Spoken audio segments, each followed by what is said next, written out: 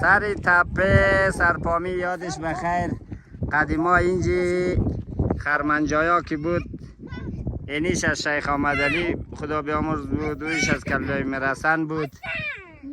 اینجا کاگیل میکرد برای خرمن کوبی آماده میکرد. حالی که شده اینجا دیگه فعلا عصر دیگه تکنولوژیش داد. معمولا مردم کسته چی مونه؟ آقای توی صبح یا؟ یعنی امروز هم روز پخل کشیه، یعنی خراک هسته بلده پخل کشیه.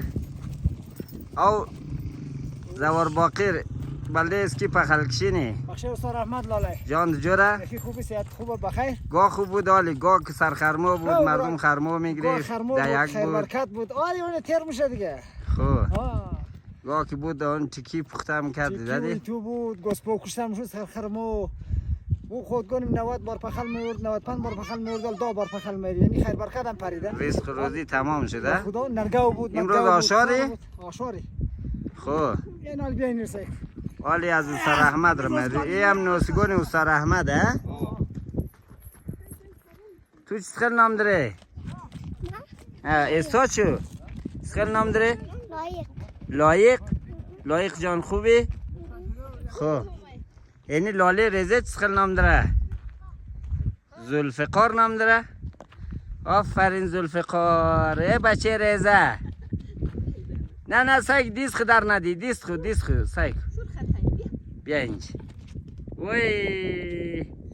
وای لاله بیا اینجا. یه هم بچه میسمه نه؟ آفرین نام خدا بچه را. اینی را گندم را اینجا آورده برای خرمن کوبی. دیگه موریم حالی طرف فضای بالنعاقل یادش بخیر. این خرمنجای اوستا ممدمین بود. اینجی که بود کاگیل میشد بارای پخل گندم می آمد اینجی.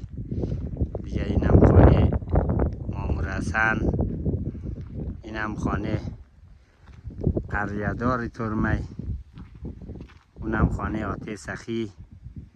دیگه خانه ها زورش مخروبه شده خراب شده. اینم یک فضای لانگ از ترمی زیبا.